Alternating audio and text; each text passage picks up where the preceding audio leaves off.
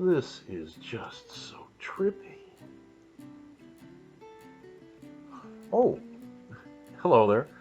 Robert here for the Round Lake Area Public Library here in Illinois. Just doing a little light reading. When I started thinking about the other folks I work with, how well they're doing. Nicole and Sam right now are doing an excellent video program, Round Lake Area Public Library Videos. They're doing a series called Feed Your Mind and Body, which is food related, so it's got my interest, and probably will have yours as well. Very, very slight, subtle things, very nice. And of course, there's always Crafty Karen on her Tuesdays Crafternoon on Facebook. She's still doing marvelous things every single week. Kudos to her. And I was thinking about the library itself, all the change that's going on, the demands that are put on it. And I kind of wanted to give a shout out to Maggie, the head of circulation at Round Lake Library. As things routinely change, Maggie rolls with it, keeps a positive attitude, keeps her staff motivated, doing just an incredible job. Shout out, kudos to Maggie. And as for me, I typically, when I'm not working at the library, I seek solace through music. I spend a lot of time looking for music, and I came up with, just from watching some television, an individual known as Otmar Liebert. That's how it's spelled if you want it. Interesting name, no? He was doing some flamenco stuff on TV, so of course I checked out Hoopla, because I'm doing a lot of things on Hoopla nowadays. Sure enough, he's there. Definitely worth checking out. A lot of interesting flamenco stuff there from Otmar. And I was thinking about Hispanic type stuff, Tex-Mex in particular, and I came up with a blast from the past, my own past, the Sir Douglas Quintet. And sure enough, they're on Hoopla as well. I would suggest the Complete Mercury recording. No, sorry, the Complete Mercury Masters. It's got perhaps his well-known hit. This is from a long time ago, so you may not know it. She's About a Mover. And it's got one of my favorites, Be Real. Baby, be real. That's all I ask you, is baby, be real. He does a much better job than I do. The Complete Mercury Masters. Worth checking things out on Hoopla, even from one singular artist. This particular album has 105 tracks for one checkout. So it's definitely a good bang for your buck there on Hoopla. Then I started thinking about Tex-Mex stuff, and ultimately I ended up making a batch of my 2-2 chili, which I'll share with you just right now with the recipe. First thing we're going to have is ground beef. I typically try to shoot for 80-20 ground beef. Kind of what that means when you see those numbers, the smaller number is the percentage of fat, and 80-20 seems to be just about right. This is making a batch, so it may sound like a lot of fat, but it's not. It's going to blend throughout the entire dish. They only had one 80-20, so I ended up getting the 85-15 as well. I wouldn't go lower to like 70-30. So I got some ground beef, and I put it in a big kettle. You want this to be large. It's going to make a batch. Anyway, so I ended up lightly browning that. Actually, I just put it on a very, very low heat, and I proceeded to prep 2 onions. I did not add the baseball. That's just there to show you the size. That's my Tony Tiger baseball, by the way. Personally autographed. Thanks, Tony. These you can chop relatively finely. It depends how you like your onion. If you like big chunks, cut it in big chunks. If you like a fine dice, do a fine dice. I'm sure you could also do that in a food processor. Again, I added 2 garlics,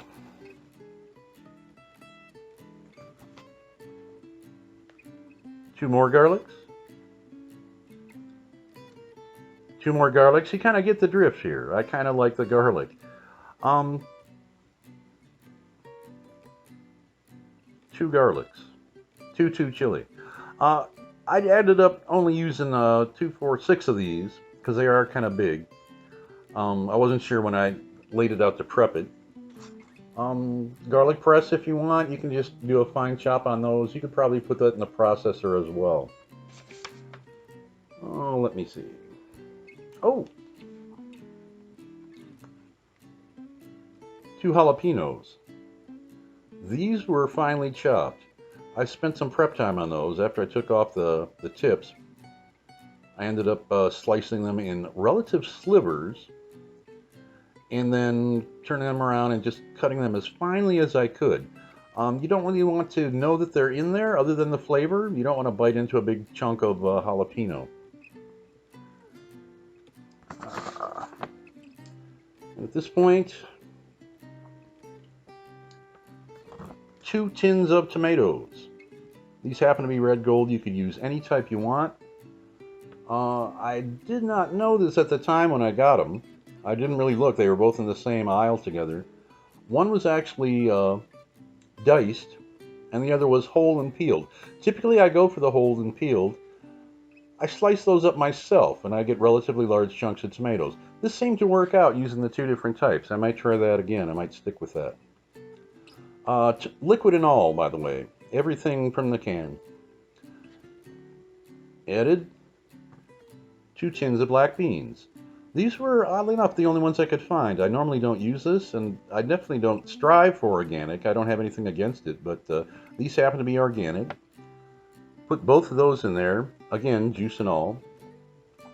A little interesting here. I added some mushrooms. These 2 little jars here, I ended up draining.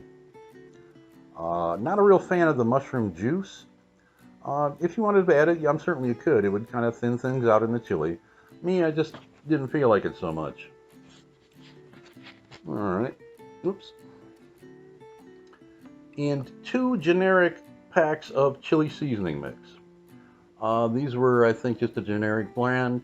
If you want to get a special one, if you wanted to get it extra hot, I'm sure you could do that. I just think 2 seems to be just about enough. From there, 2 tablespoons each of cumin, oregano, and cocoa. The cocoa might sound odd. It brings a richness to the dish. You don't want to forget the cocoa. Followed by, well, I didn't put in 2 bottles of beer. But to keep the 2 consistent theme throughout the entire recipe, I cut it in half by 2. So I used about half a bottle of Budweiser. Happened to be Budweiser. Any generic American lager would do. I wouldn't use anything fancy on this. Your call. If you want to, feel free to skip it. Oh, let me see. And pretty much that's it. I let that simmer on the stove for, again, as long as I can stand it. Probably overnight would be good. Well, not quite overnight. You don't want to leave it on the stove. You want to cook it for a good few hours, and then refrigerate it overnight, reheat it the next day, and keep everything in a very low heat. This could have a tendency to burn. And ultimately, you end up with something that looks a little like this. Impressive, no? Well, impressive it is to me. I kind of like it. 2 chili. And let me see here. As long as I'm here.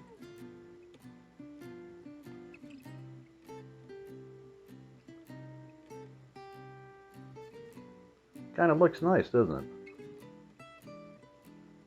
it?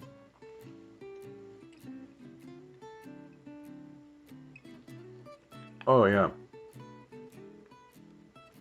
The blend on this, to me, just worked out perfectly. There's no real taste or flavor that dominates. It tastes just like chili. Uh, Subtle, not too much jalapeno. Because again, I make a lot of it. You can tell by the ingredients. Mmm, man, that's good. Nothing like a bowl of red. And yeah, you got it. I started thinking about red and hoopla.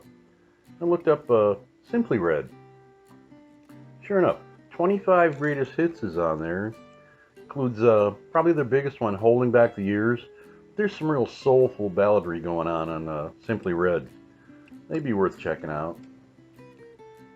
And I thought, what's more red than crimson? And I ended up looking up one of my favorites, King Crimson. They do a progressive rock, kind of old school, although it never seems dated to me, just the way that the music blended out. I looked them up on Hoopla. They've got a ton of stuff, I think up to 60 items if I recall right. Where to start? Potentially in the Court of the Crimson King. Their first album, 21st Century Schizoid Man, nothing more appropriate than that. Really nice record. That's just a couple other ideas for you. And, just before signing off, I told people I was making my tutu chili. I got asked more than once if I'd be wearing a tutu while I made it. Yes. Yes, I did. I'm wearing it now. Thank you for watching. Thank you for paying attention to the Round Lake Area Library. We hope to see you real soon. Thanks.